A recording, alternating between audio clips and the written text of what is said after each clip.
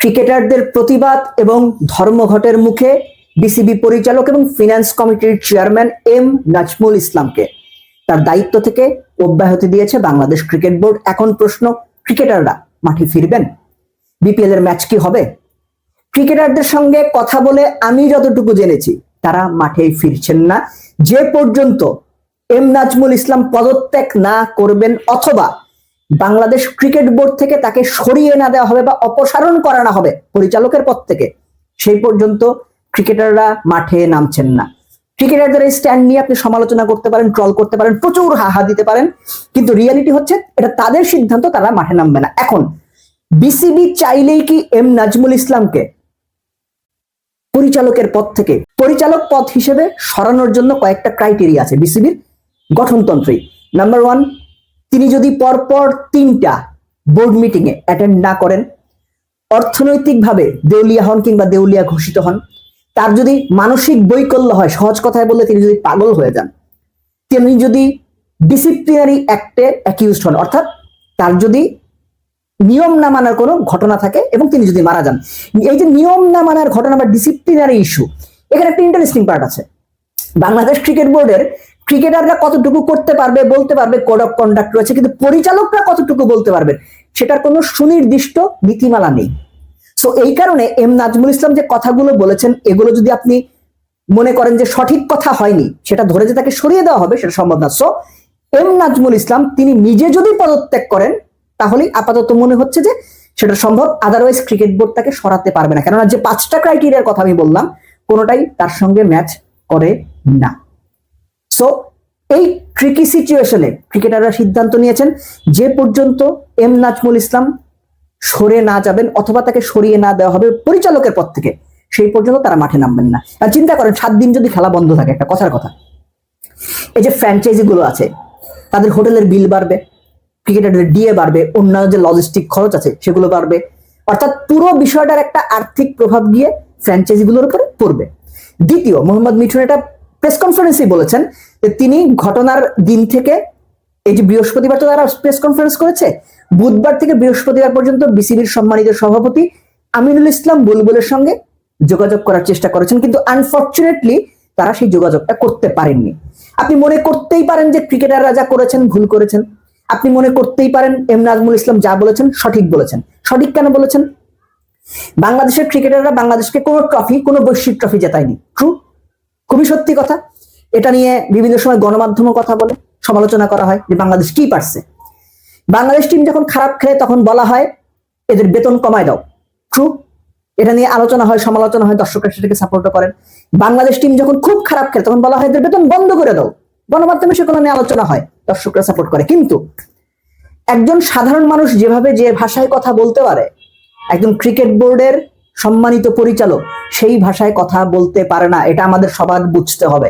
তিনি কোনো সাধারণ মানুষ নন।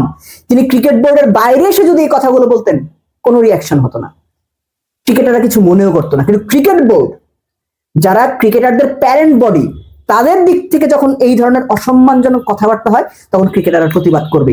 আপনি সেটা পছন্দ না করতে পারেন, ট্রল করতে পারেন, প্রচুর হাহা দিতে পারেন ক্রিকেটারদের, কাউকে পাকিস্তানের দালাল, কাউকে আরব আমিরাতের দালাল, কাউকে ভারতের দালাল, কাউকে নেপালের দালাল বলতে পারেন, তাতে ক্রিকেটারদের খুব বেশি কিছু যায় আসে না, তাতে ক্রিকেটারদের খুব বেশি কিছু যায় আসে না, কেননা তারা যে অবস্থানটা নিয়েছে এটা তাদের ক্রিকেটারদের নিজেদের স্বার্থে। কেননা মূলত এই সময়ে অনেকেই বলার চেষ্টা করছেন বা বলছেন বা বেশিরভাগই বলছেন নাজমুল যা বলেছেন ঠিক বলেছেন, সেটা আপনি মনে করতেই পারেন, সেটা আপনার চয়েস। অনেকেই বলছেন মিঠুনের কি যোগ্যতা আছে খেলা বয়কট করার। আপনারা ভুলে গেছেন ওটা মোহাম্মদ মিঠুন না, ওটা কোয়াবের প্রেসিডেন্টের চেয়ার। মোহাম্মদ মিঠুনের জায়গায় যদি মাহমুদুল্লাহ রিয়াদ কিংবা মুশফিকুর রহিম থাকতেন, আপনি এইভাবে বলতে পারতেন না। মোহাম্মদ মিঠুন বলেই আপনার মনে হচ্ছে ওটা করতে পারে না, সেই এটা করতে পারে। ক্রিকেটারদের প্রতিনিধি হিসেবে সেই প্রেসিডেন্ট নির্বাচিত হয়েছে। আপনারা যদি পারেন ওই প্রেসিডেন্টকে সরিয়ে অন্য কোনো প্রেসিডেন্ট বসান, সেও একই কাজটাই করতো। সো মিঠুনকে ট্রল করে লাভ নাই। এই প্রথম বাংলাদেশে, আমি যতদিন 12-13 বছর ক্রিকেট সাংবাদিকতা করেছি, প্রথম আমি দেখেছি ক্রিকেটারদের স্বার্থ নিয়ে কোয়াবের কোনো প্রেসিডেন্ট বা কোয়াব সুনির্দিষ্টভাবে সঠিক অবস্থান নিয়েছেন। অনেকেই বলার চেষ্টা করেছেন যে কোয়াব মুস্তাফিজের সাথে কি বলেছে, ওই প্রেস কনফারেন্সে পরিষ্কার হয়ে গেছে, যারা জানেন না তাদের সাথে বলছি।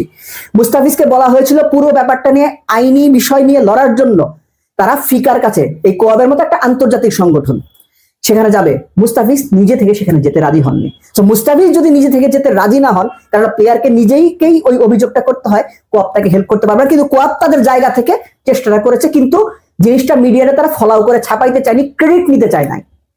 জিনিসটা হচ্ছে যে আপনি কোয়াবের সমালোচনা করতে পারেন, মিঠুনকে গালি দিতে পারেন, কিন্তু তাতে রিয়েলিটি বদলাবে না। প্লেয়াররা নিজেদের স্বার্থে, নিজেদের সম্মানের স্বার্থে অবস্থান নিয়েছেন। আপনি ভুলে যাচ্ছেন ওখানে বাংলাদেশের 3 ফরম্যাটের 3 ক্যাপ্টেন উপস্থিত ছিলেন। এর চেয়ে বেশি আর কোনো কিছু প্রয়োজন হয় না। ওই প্রেস কনফারেন্স, ওই কোয়াবের স্ট্যান্ড, বিপিএল খেলতে না চাওয়ার যে স্ট্যান্ড, বাংলাদেশের 3 ক্যাপ্টেনের উপস্থিতি পুরোপুরি এন্ডোর্স করে দিয়েছে। আপনার পছন্দ নাই হতে পারে, আপনি ট্রল করতেই পারেন, আপনার সম্পূর্ণ অধিকার আছে প্রচুর হাহা দেওয়ার, প্রচুর দালাল লিখে কপি পেস্ট করার।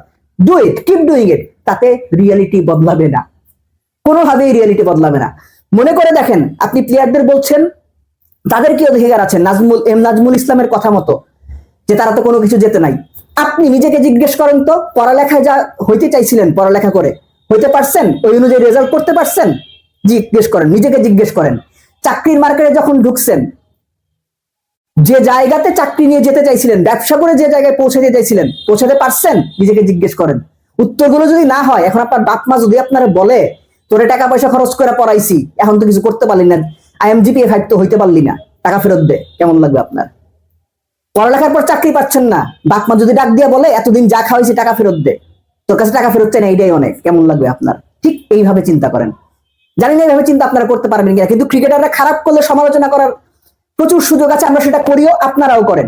কিন্তু ক্রিকেটারদের অপমান করার, ক্রিকেটারদের যা খুশি তাই বলার অধিকার ক্রিকেট বোর্ডের পরিচালকরা ওইভাবে রাখেন না। অবশ্যই তারা ক্রিকেটারদের বলবেন, অবশ্যই তারা ক্রিকেটারদের ডিসিপ্লিনে রাখবেন, শাসনে রাখবেন, তাদেরকে একটা গাইডলাইনে রাখবেন, কিন্তু গণমাধ্যমের সামনে যা খুশি তাই এসে বলতে পারেন না। কেননা আপনার বাবা মা যখন আপনাকে বলবে তোকে পড়ালেখা করাইছি, চাকরি তো পাইস না, এতদিন যা খাওয়াইছি ফেরত দে, এটা আপনার শুনতে যতটা বাবা মার কাছ থেকে শুনতে খারাপ লাগবে, বাইরের লোক বলে যতটা খারাপ লাগবে না। আপনি ধরে নিন নাজমুল ইসলাম বা তার মতো যারা আছেন, তারা ক্রিকেট বোর্ডের ওই বাবা মা, তো তারা যদি এভাবে বলেন সেটা খারাপ বেশি লাগবে, ক্রিকেটারদের সেটা লেগেছে। আমি জানি এই পর্যন্ত আমার আলোচনা যদি আপনি শুনে থাকেন, বেশিরভাগ ক্ষেত্রে আপনার চিন্তার বদল হবে না, না হোক আমি সেটা এক্সপেক্টও করি না।